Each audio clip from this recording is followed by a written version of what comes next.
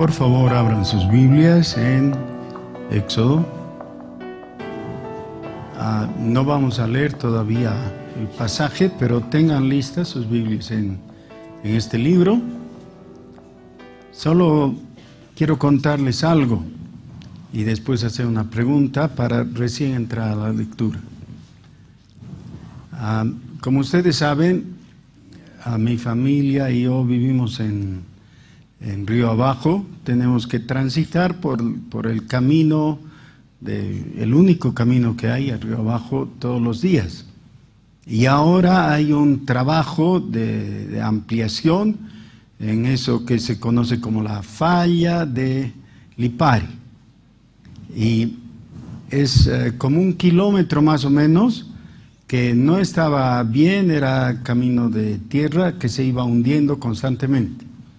Pero ahora ya han invertido mucho trabajo, han movido tierra y todo, y van a enlosetar, o están enlosetando.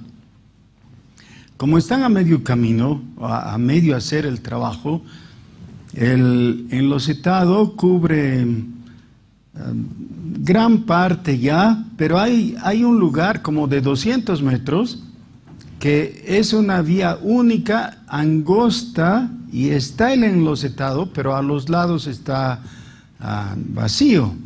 Entonces no hay como derrumbarse o sufrir un vuelco o algo así, pero es posible perder la senda y salirse del enlosetado, y para un autito chiquito sería quedarse ahí plantado. Bueno, como son 200 metros más o menos, hay que esperar que los unos pasen y luego paren y los otros pueden pasar, pero no siempre todos los conductores tienen la actitud razonable y ordenada de permitir que los del otro lado terminen de pasar. Eso es lo que me ocurrió hace un par de días.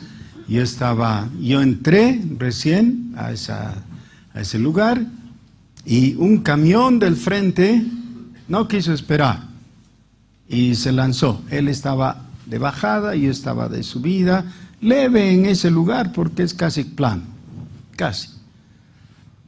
Entonces cuando yo vi que no íbamos a pasar, me paré y él siguió avanzando hasta más o menos unos 40 metros. Y luego frenó, pero frenó mal, y como había llovido y había polvo sobre el enlosetado, empezó a resbalar y finalmente derrapó y se salió de la senda, ¿no? Pero paró a quizás 50 centímetros de mí, ¿no? Llegó muy cerca. Y ya saben lo que es estar en un autito chiquito y un camión enorme que se te viene encima, ¿no? Y podría fácilmente haberme aplastado. Era un lugar, para mí, muy vulnerable. Y el momento crítico era peligroso, ¿no? Todos hemos estado alguna vez en una situación así, de peligro. Cuando ves que la amenaza se acerca y no puedes hacer nada, es decir, tú mismo no puedes. ¿Cuál será el momento más peligroso de todos? Y ahora prepárense porque les voy a decir una herejía. Es una forma graciosa de decirlo, ¿no? Repito la pregunta. ¿Cuál será el momento en que enfrentamos un mayor peligro? Ahora, vamos a sugerir. Es el momento en que estás entrando a un prostíbulo.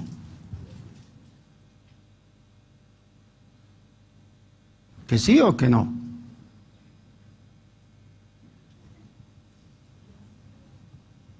Vamos a cambiar.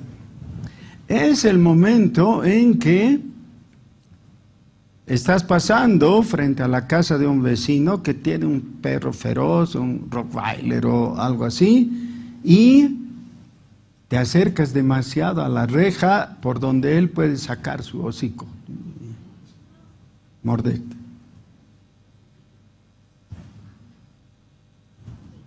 ¿Sí o no? Muy peligroso, ¿no? Muy peligroso. Hay un sinnúmero de posibilidades, pero lo que quiero sugerir ahora, y por favor sopésenlo, no lo acepten, solamente piensen por un momento. Un momento de gran peligro, quizás el peor de todos, es cuando estás adorando. ¿Es verdad? ¿Será así? Porque nosotros pensaríamos que es al contrario, que es cuando estamos adorando que más protegidos y guardados estamos, puesto que estamos con aquel que nos puede cuidar. Entonces, ¿en qué reside el peligro? Podemos mencionar muchas situaciones. Quiero mencionar solamente 2 ejemplos bíblicos, pero hay varios más. El 1. Este es un hombre pionero en varios sentidos. Un día él comprende la necesidad de adorar a Dios y sabe también que la forma correcta de adorarle es ir y presentarse delante del Señor con una ofrenda. Y entonces va y presenta su ofrenda. Y luego ve que no es recibida. A diferencia de la ofrenda de su hermano, que sí es recibida. Y entonces cae en un enojo que de hecho es blasfemo, es ofensivo contra Dios. Está muy enojado, está enojado con su hermano y está enojado con Dios al punto que la palabra dice que su rostro se ha demudado, se ha ensombrecido. Y Dios le pregunta: Caín, ¿por qué estás tan enojado? En realidad solamente tienes que contemplar el hecho de que si tú haces bien las cosas, vas a ser enaltecido, es decir, se va a reconocer que están bien hechas. Pero si haces mal, he aquí el pecado está a la puerta. Y ahora Caín está más enojado todavía. Pero, ¿cómo? Miren, está en un momento en adoración y en el otro momento está iracundo contra Dios. Y como no puede hacer nada directamente contra Dios, va y asesina a su hermano. Y esa es la historia de Génesis capítulo 4. El otro ejemplo, para que vean que lo que estoy diciendo es por lo menos considerable, no lo necesitan aceptar, de hecho, pero quizás debían repensar en el asunto. Es de un hombre que es sobresaliente en cuanto a sus virtudes y bondades. Es uno de los pocos de quien se dice que era bueno y que hizo bien las cosas y que agradó a Dios. Era el rey Usías. Fue un buen rey como administrador y era un adorador genuino. Este rey llegó el momento en que estaba tan afanado, tan volcado al deseo de adorar a Dios, que hizo a un lado el ministerio sacerdotal y él tomó en sus manos el asunto y quiso actuar como un sacerdote.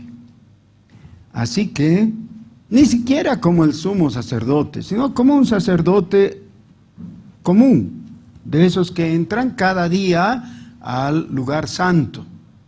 Y él entró al lugar santo como si fuera sacerdote y tomó el incensario para presentarse delante de Dios. El sumo sacerdote le reprendió, le dijo: tú eres rey, no eres sacerdote. Esto no te es permitido hacer.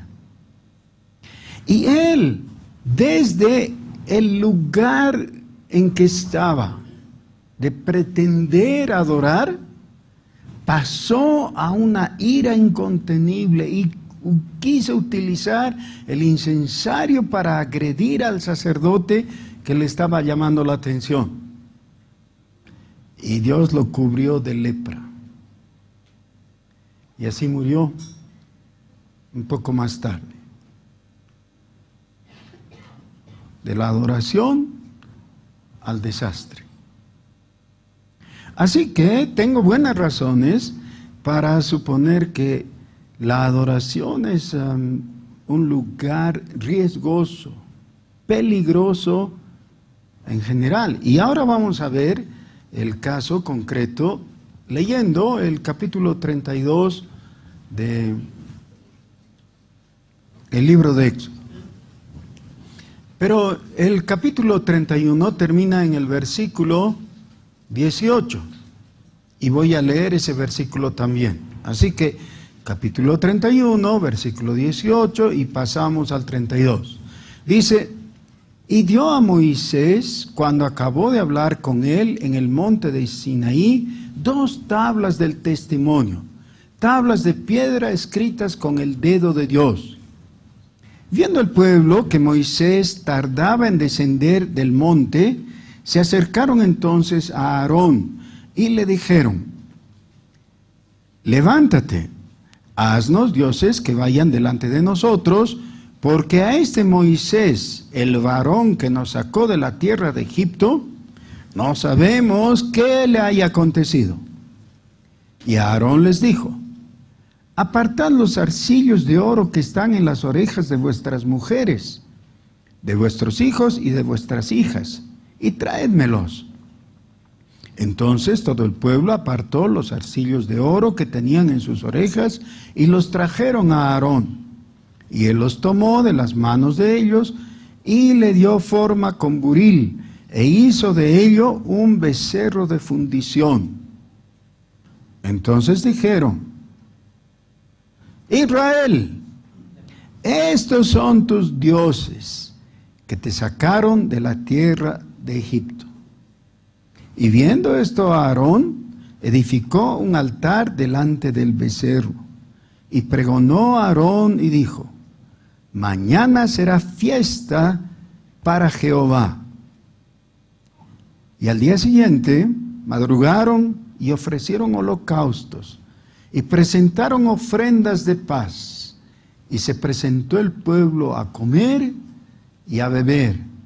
Y se presentó a regocijarse. Y se levantó a regocijarse. Y aquí está el primer preste de la historia. Es exactamente eso, es un presterío. Bueno, y viendo las caras de enojo que han puesto algunos, entonces voy a cambiar. No es el primer. Es el primer festival de rock de la historia. Pero es verdad. Eso es exactamente. Y ahora otros son los que se han molestado con lo que he dicho. ¿Qué es lo que pasó? Vean, el pueblo de Israel, que ha experimentado varias cosas maravillosas en estos días hasta ahora, hasta que llegamos a este pasaje, y ha ocurrido lo del maná, por ejemplo, y ha ocurrido que han visto agua brotando de la peña, y han visto abrirse el mar rojo. Todo eso lo han experimentado y tienen, suponemos nosotros, que estar con el corazón muy abierto a la realidad de Dios y con la disposición a adorarlo. Además, en el capítulo 19 se nos cuenta que Dios ha manifestado su presencia en medio de ellos y ha convocado a Moisés y le ha dicho, ven, sube al monte y yo te voy a dar mi ley. Y ellos lo sabían. Frente a eso, ¿qué esperaríamos nosotros que hagan ellos? ¿Qué haríamos nosotros?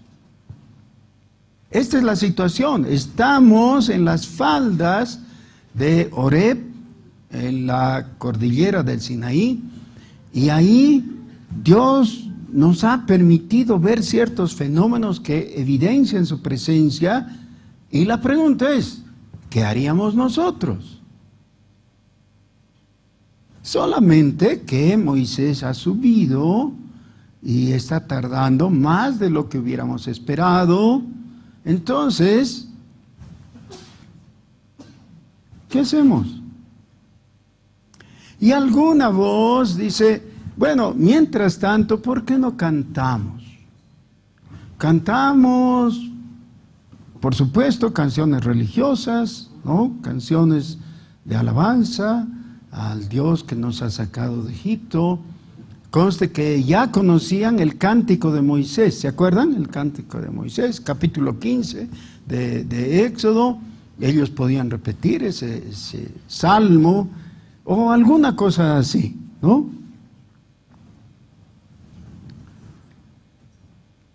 Ahora, tenemos dos personajes aquí que nos permiten hacer un análisis mejor de la situación.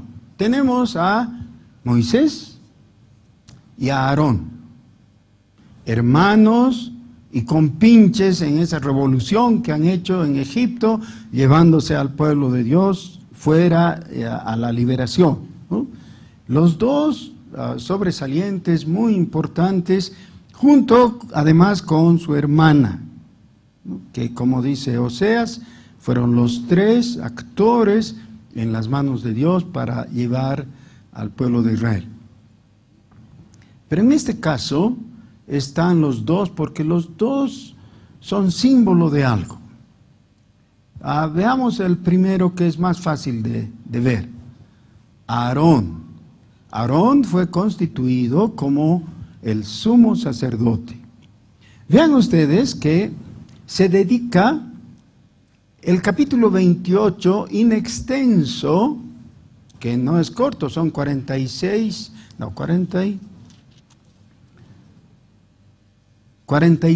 versículos del capítulo 28, ¿saben para qué?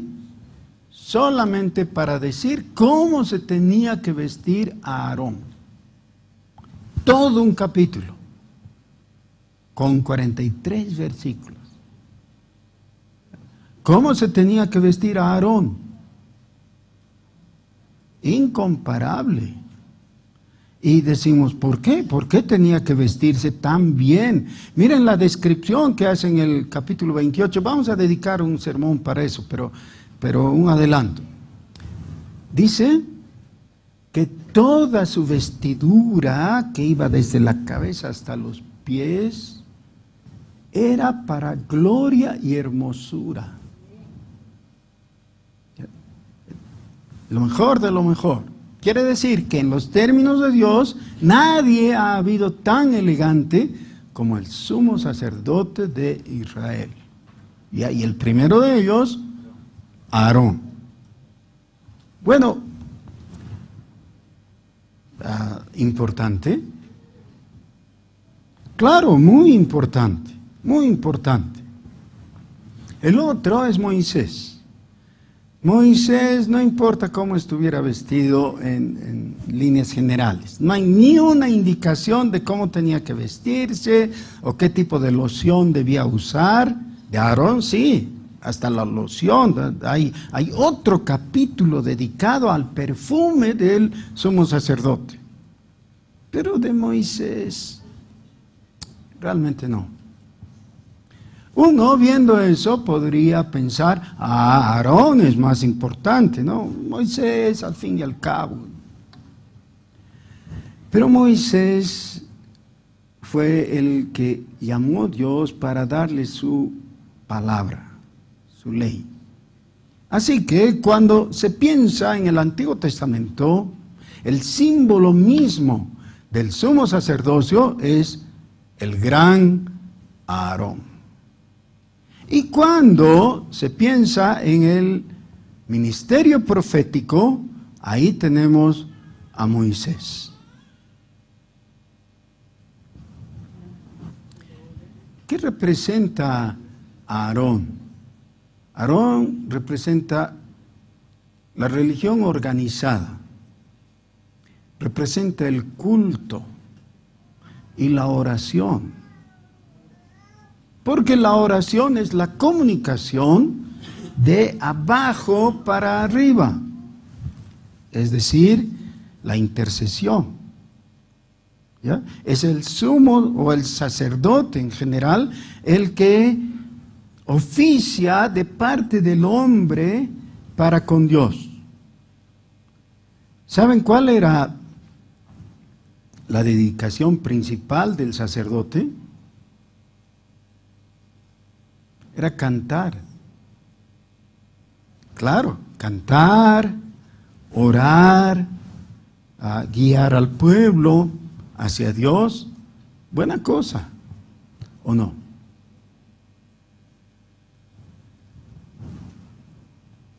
Solo con un problema. Cuando esto es inconexo, entonces lo que ocurre es lo que nos relata el capítulo 32. Entre los protestantes o evangélicos siempre hay una tensión, ¿no? Cada generación tiene un énfasis diferente. Y tenemos los movimientos de avivamiento que son más o menos de tipo pentecostal, ¿no? Antes del movimiento pentecostal del siglo XX ya han habido otros como los cuáqueros, por ejemplo, con algunas formas de ese carácter, ¿no?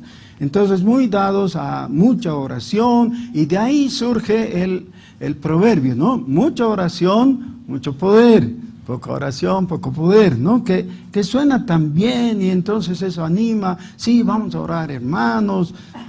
Hay que dedicar más tiempo a la oración. Y así está bien. Pero la oración y aún la adoración, que en realidad es simplemente un estrato superior de oración. Es decir, ¿cómo se puede adorar sin orar? Y la oración genuina va a llevar necesariamente a un punto de adoración, así que están íntimamente relacionados. Pero, ¿cuál era el lugar de mayor peligro para el hombre? La adoración. Miren, los israelitas están en el lugar preciso, están en el lugar correcto. Sí, pues es donde los ha llevado Dios, ya hasta el capítulo 31. ¿Están haciendo algo correcto? Sí, están aguardando que a su líder principal, a Moisés, se le entregue las tablas de la ley. ¿Están bien o no? Todo bien, todo bien, todo favorable, están con viento de cola, digamos, ¿no? Todo a su favor.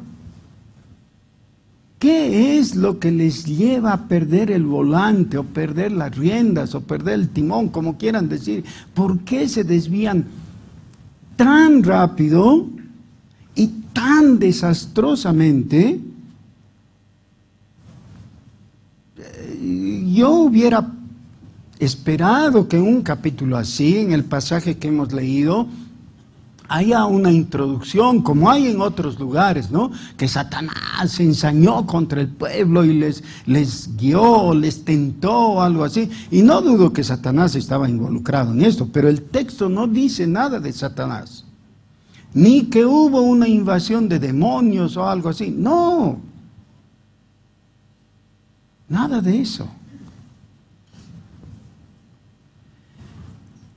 ¿Qué hubo? Por favor, pongamos mucha atención. Versículo 32. Viendo el pueblo que Moisés tardaba en descender del monte,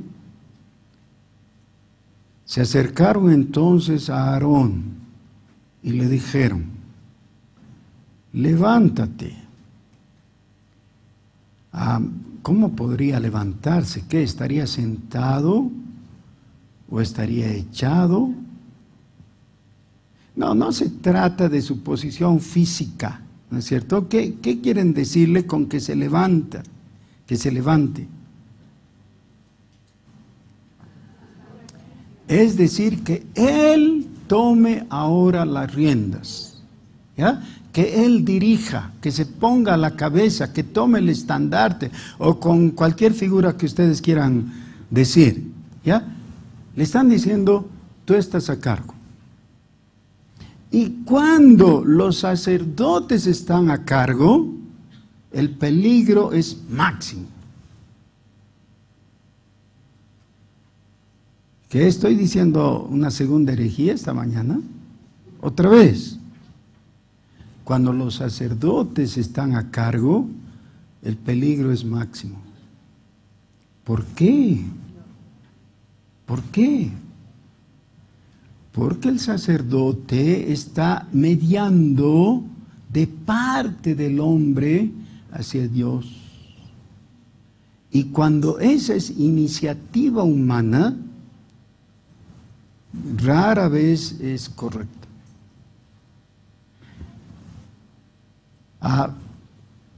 El apóstol Pablo, en Romanos capítulo 8, dice: pues, ¿qué hemos de pedir como conviene? ¿Qué es eso? ¿De qué está hablando? De la oración. O sea, lo que está diciendo: ¿sabemos cómo orar? ¿Qué decir en nuestras oraciones? ¿Sabemos? Y él reconoce: no lo sabemos, dice.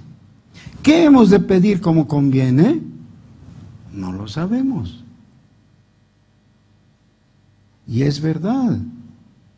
Si nosotros miramos para atrás en nuestra propia vida, vamos a encontrar que tantas veces hemos estado pidiendo y hasta clamando, ahora lo sabemos, en contra de la voluntad de Dios. Hemos estado en el ímpetu humano, creyendo que estamos acertando al rogarle a Dios y al reclamarle a Dios según nuestra perspectiva. ¿Cuál era la perspectiva de ellos en ese momento? Ya hemos esperado demasiado. Moisés está tardando. ¿Qué quiere decir en el fondo? Dios está tardando. Así que si Él se tarda, nosotros tomamos las cosas en nuestras manos. Levántate, Aarón. Pero levántate, Aarón, es realmente: haz lo que nosotros te decimos que hagas. Y esa es la religión popular. Y esa es la religión naturalista. Parece sensata en el momento, pero cuando pasan las cosas y uno mira para atrás, se da cuenta que era un desatino completo. Ahora, el sacerdote solamente está interpretando la voluntad del pueblo, y entonces, ¿qué dice?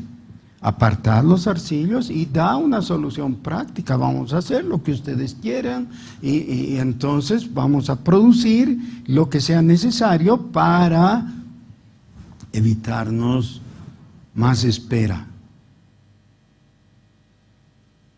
Y convoca a entregar o realizar la primera alabatón. ¿Han visto? Pero sí, exactamente. Traigan sus aretes, traigan sus cosas de oro. Tráiganlas. Siembren.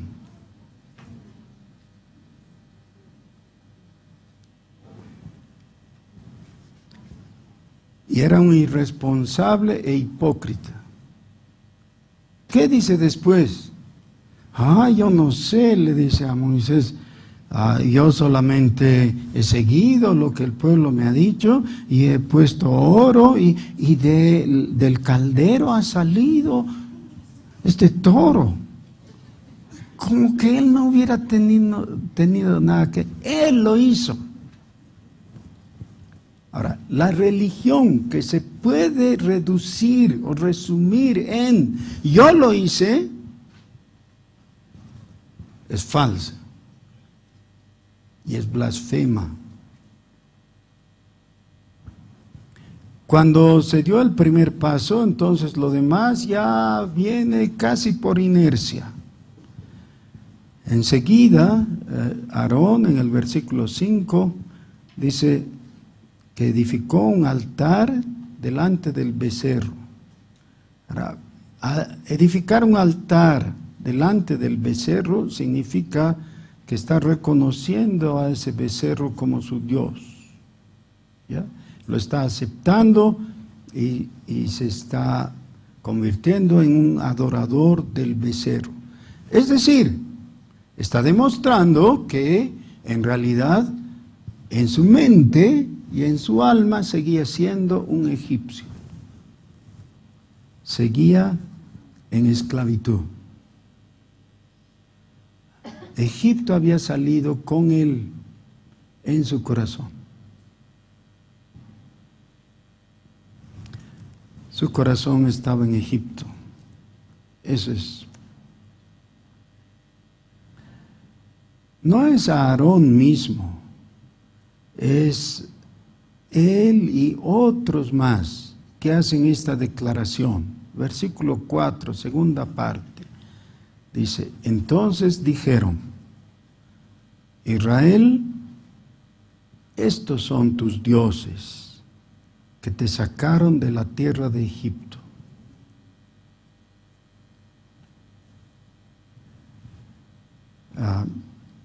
En plural, estos son tus dioses. ¿Cuál es la ventaja de usar el plural? Así no ofendes a nadie. No puedes equivocarte porque tomas en cuenta al uno y aceptas al otro y todo está bien. Ese es el sincretismo. Eso significa sincretismo. Conjuncionar de ambas fuentes o de más de una y mezclar todo. Y es lo que vemos que hacemos los paseños desde hace tanto tiempo y cada vez es más popular. Va el individuo, se compra un equeco y luego lo lleva ante un sacerdote católico y lo hace bendecir. Y si uno dijera, pero este es un elemento típico de la religión católica. No, no es. ¿Qué es pues el equeco? Es pagano. Entonces, ¿por qué lo bendice el sacerdote? Por sincretista. Eso es. Y el sincretismo, como dije antes, es muy cómodo porque no ofende a nadie, ¿no? Pero no es verdad. Sí ofende. Ofende al Dios vivo y verdadero. Ofende al Dios único que no comparte su gloria. Ofende a aquel que no está dispuesto a reconocer a otro Dios. Y por eso el primer mandamiento es, no tendrás dioses ajenos delante de mí. ¿Qué habían hecho estos? Exactamente lo contrario. Han construido un Dios. Y luego, miren qué sinvergüenza. Este Aarón, versículo 5, dice, y dijo, mañana será fiesta para Jehová. ¡Qué locura! ¿Van a hacer fiesta para Jehová? Habiendo edificado un becerro de oro. Hermanos, ese tipo de cosas las hace la religión guiada por sacerdotes. Quiere decir, por entusiasmo humano, por buena voluntad humana, por inteligencia humana y todo lo demás. Todo lo que surge del corazón del hombre. Por eso dice que engañoso es el corazón y perverso, más que todas las cosas. Eso lo declara el Señor en Jeremías capítulo 17. El corazón del hombre es engañoso. Si tu adoración es guiada por tu corazón, vas a terminar como Aarón. Eso es. Miren, conste que Aarón en el capítulo 29 ya fue ungido. Quiere decir, en palabras del Nuevo Testamento, ya era un Cristo. ¿Cómo pudo equivocarse tan radicalmente? Siguió su corazón y su, entre comillas, buena intención. Vamos a hacer un festival religioso y vamos a orar mucho. Vamos a hacer una gran vigilia o cualquier cosa así. ¿Qué era lo que faltaba realmente? ¿Por qué se equivocaron? ¿Por qué se salieron del camino totalmente? Faltaba la palabra de Dios. La palabra de Dios que significaba la indicación de Dios. Faltaba que sea Dios el que diga esto es lo que hay que hacer y esto es lo que no hay que hacer. Dios lo estaba diciendo, pero ellos no tuvieron la paciencia de esperar a Moisés volver del monte y no tuvieron la voluntad de doblegarse ante Dios y vamos a hacer lo que Dios dice. Ahora, ¿cuál es la religión correcta? La que obedece a la palabra de Dios. En el pacto con Dios, ya he dicho eso, no es pacto de iguales, es el pacto del soberano con nosotros que somos súbditos y que tenemos que mirar y decir, lo que tú digas, eso voy a hacer. Lo que a ti te guste, eso voy a aprobar. Lo demás es muy riesgoso. En el mejor de los casos, muy riesgoso. Por eso es que tenemos tanto recelo con la espontaneidad. En el mundo evangélico en general se cree que cuanto más espontáneo es el culto, mejor es. Sí, ¿dónde dice la Biblia eso? La espontaneidad es solamente el dar puerta abierta a nuestro corazón y sus impulsos. Es muy fácil equivocarse ahí. Si tú invitas a un amigo a comer a un lugar, ¿qué es lo que haces si tienes buen juicio? Le preguntas qué le gusta. Si le quieres imponer lo que a ti te gusta, ¿qué es lo que logras? Rara vez es atinado. Es mejor que le preguntes qué es lo que te gusta. Pero es solo un hombre más. Es tu amigo nomás. Eso no es tan grave. Pero en el trato con Dios, ¿no sería oportuno que le preguntemos, Señor, ¿cómo quieres tú? ¿Cuál es lo adecuado? No necesitamos adivinar, no es algo misterioso. Dios ya se ha expresado claramente. ¿Qué ha dicho? No te harás imagen, ni ninguna semejanza de lo que está arriba en los cielos, ni abajo en la tierra, ni en las aguas debajo de la tierra. Por tanto, ¿cómo se te ocurre hacer un becerro de oro? Sí, se me ocurre porque los egipcios han hecho también. Ellos tienen el buey Apis y es uno de sus dioses. Sí, los egipcios, ellos están perdidos en la oscuridad. Tú no, tú tienes que caminar en luz, tienes que conocer lo que yo quiero, lo que me agrada. Si pretendes agradar a los hombres en vez de agradarme a mí, dice el Señor, vas a errar.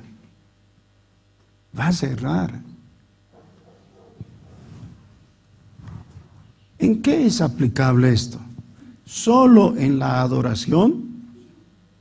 No, pero principalmente en la adoración. Por supuesto, el culto es algo que atañe a Dios. Si vas a adorar a Dios, tendrías que recibir de Dios la indicación, ¿cómo quieres que sea? Miren, prácticamente todo el libro de Levítico está destinado a eso, a decir qué hay que hacer, qué no hay que hacer, para agradar a Dios. Deuteronomio, que es la ley de nuevo, otra vez dice, en este caso procede de esa manera y en el otro de la otra manera, y nos va despejando todas las dudas. Bueno, en el caso de los israelitas, en el Nuevo Testamento tenemos una indicación constante y precisa para no equivocarnos. ¿Cuál es la indicación fundamental? En una ocasión, Pedro, el gran apóstol, el primer papa, entre otras cosas, tuvo ese muy fuerte impulso de su corazón para adorar. ¿Era mejor que Aarón, este Pedrito? No era. Y cometió un error garrafal, más o menos como el de Aarón. Le dijo a Jesús, Señor, es bueno que nos quedemos aquí y construyamos 3 enramadas. Una para Moisés, otra para Elías y la otra para ti. ¿Qué estaba proponiendo? Exactamente lo que dijeron aquí en Éxodo capítulo 32. Estos son tus dioses. Es decir, vamos a construir un lugar de adoración para estos personajes, entre ellos tú, así que siéntete honrado porque te vamos a adorar también, solo que al mismo nivel de Moisés y Elías. Adoración sacerdotal, equivocación. El Padre mismo tuvo que corregir a Pedro y le dijo, Jesús, es mi Hijo amado, en el que tengo complacencia. A Él oíd. Esta es la cosa que olvidamos tan fácilmente y perdemos. Nuestros ojos tienen que volver a Jesús. Esa es la indicación que nos da la epístola a los Hebreos. Poniendo vuestros ojos en el autor y consumador de vuestra fe, a Jesucristo. Él es el apóstol de nuestra fe. Es decir, Él ha sido encargado para traernos salvación. Mucha oración, mucho poder, pamplinas. Mucha oración, mucho poder. Hay que orar correctamente, eso es lo importante. Y hay que orar correctamente dirigiéndonos al Padre Celestial en el nombre de Jesucristo. Esa es la oración adecuada. Muchas veces se oye orar y terminar la oración diciendo cosas en tu santo nombre. ¿Qué tu santo nombre? ¿Qué modelo bíblico hay ese en tu santo nombre? La oración cristiana concluye diciendo, en el nombre de Jesús. No hay otro final adecuado ni correcto. En el nombre de Jesús. ¿Por qué? ¿Acaso no podemos alterar y variar e innovar? ¿No podemos? No, Señor, no podemos. Porque hay un nombre que está sobre todo nombre, para que en el nombre de Jesús se doble, se agache toda cabeza, se doble toda rodilla. En el nombre de Jesús. ¿De qué sirve que ores 5 horas sin parar y estés orando mal? Miren el modelo que da el Señor Jesús en Mateo capítulo 6. Es una oración sencillísima. ¿Cuánto tiempo te toma orar como el Padre Nuestro? 1 minuto, quizás 2.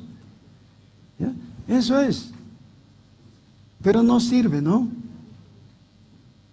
No, esa es la oración que sirve. Eso es lo que tenemos que hacer, orar correctamente en la dirección correcta, solo a Dios, al Dios vivo, porque hay un solo Dios y un solo mediador entre Dios y los hombres, Jesucristo.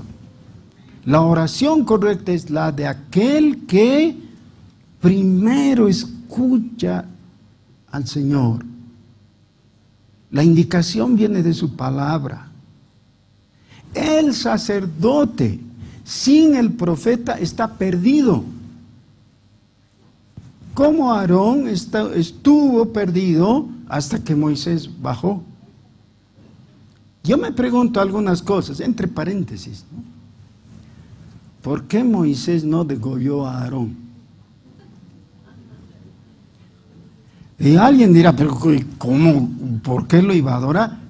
Fíjense, en el resto del capítulo dice que Moisés instruyó a todos que tomen sus espadas y maten a sus hermanos que habían adorado al becerro. Entonces yo digo, ¿y él por qué no mató a Aarón?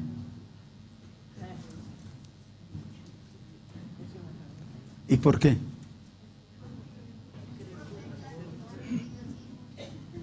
No.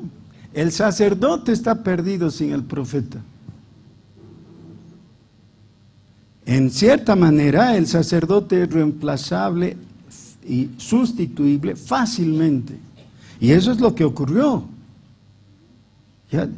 Aarón se autodescalificó y el que tuvo que interceder fue Moisés. Y el que fue escuchado fue Moisés. ¿Por qué?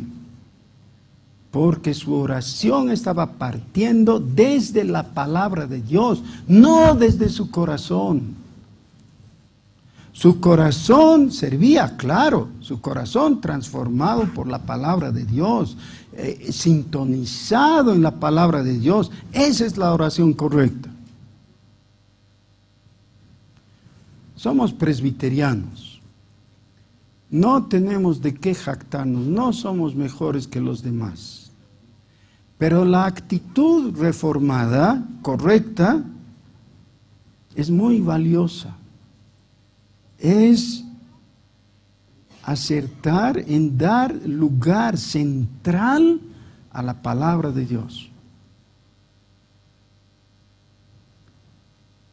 En los templos, catedrales, capillas, reformados de todo el mundo, es decir, después de la reforma, por ejemplo, en los luteranos, se han hecho arquitectónicamente y en los arreglos interiores y todo, ciertos cambios a cómo eran los templos católicos medievales. Algunos cambios son trascendentales y el mundo protestante le debe mucho a Lutero en eso porque ha sido el reformador. Entre otras cosas, el haber quitado ese barandado que dividía a los laicos, de los clérigos. Así que bien, una cosa no hicieron bien los luteranos. ¿Saben qué? No quitaron la mesa que se convirtió en altar. Dejando esa mesa en centralidad y dejando, por tanto, el ministerio sacerdotal como más importante. En las capillas reformadas, eso es desplazado y en su lugar está el púlpito, es decir, el lugar de la palabra, de donde se recibe la luz y se predica. Nosotros debiéramos ser fieles a esa indicación de toda la Escritura. La palabra de Dios ocupa el lugar central. Ese es el mensaje del Salmo 119. La palabra de Dios. ¿Es necesario que ores? Sí, es necesario. Pero si lo dejas ahí solamente, puede ser otra vez un tropiezo. Es necesario que ores a Dios. Alguien dirá, pero eso es obvio, ¿y a quién más se ora pues? No, ¿saben qué? Muchas veces no se ora a Dios. El Señor Jesús cuenta que una vez 2 hombres entraron para orar. El uno era fariseo. El fariseo dijo: gracias, porque yo no soy igual que este publicano, ¿no? Yo, en cambio, ayuno 2 veces a la semana y doy limosnas a los pobres, y fue citando sus virtudes y sus aciertos. El publicano estaba tan avergonzado delante de Dios y no se atrevía a decir nada de eso. Solamente pidió: Señor, sé propicio a mí. Pero ya tenemos una oración mala y una oración buena, para simplificar el asunto. Pero no reside ahí el asunto, no en las palabras que dijeron. El Señor Jesús es muy preciso diciendo esto. El fariseo oró para consigo mismo. ¿Cómo es esa oración? Sale del corazón y se dirige a la autocomplacencia. Miren que es Jesús el que está dando esa enseñanza. ¿Cuál es la oración correcta? Aunque sean palabras tan sencillas y de humillación simplemente. Señor, Señor, sé propicio a mí. ¿Qué es ser propicio? Los bolivianos debíamos saber eso, ¿no? Porque cantamos bolivianos el hado propicio. ¿Qué hado, pues? El hado es un demonio. No vuelvan a cantar el himno nacional, por lo menos no en esa parte. ¿Cómo le vamos a cantar a un demonio? El hado. Nada le debemos al hado, a ningún hado. Todo lo bueno viene de Dios solamente. Debíamos cantar bolivianos, gracias a Dios por lo bueno que tenemos.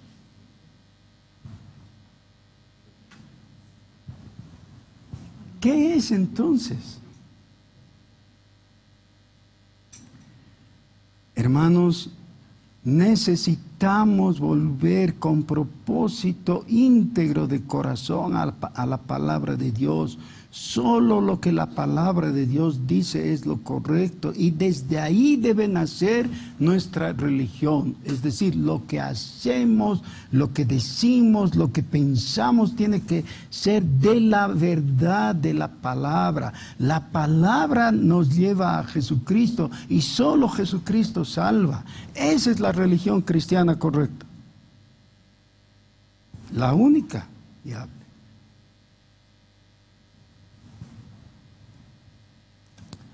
Aarón falló, pero Dios tuvo misericordia. Si aún el perverso Aarón tuvo o recibió misericordia, para ti también hay esperanza. Y peor todavía, para mí también. Hay esperanza, porque Dios es misericordioso. Vamos a orar con humildad. Señor, Señor nuestro Dios, sé propicio a nosotros. Es decir, lo que nosotros no podemos dar, la justicia que no te podemos mostrar, tú la puedes proveer. Por Jesús. Por eso ahora con fe recordamos lo que Jesús ha hecho por nosotros. Ha tomado nuestro lugar.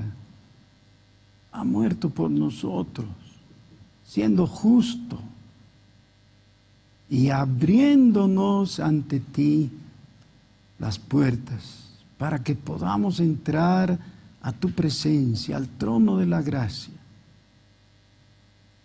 Gracias porque tú nos recibes en Jesucristo, tú nos cubres en Jesucristo, tú nos vistes de Jesús. Gracias, Señor, porque no necesitamos improvisar, modernizar, nada del culto. Solo necesitamos venir y derramar nuestro corazón a tus pies. Gracias, Señor. Bendito sea tu nombre. Bendito sea tu santo nombre. En el nombre de Jesús. Amén.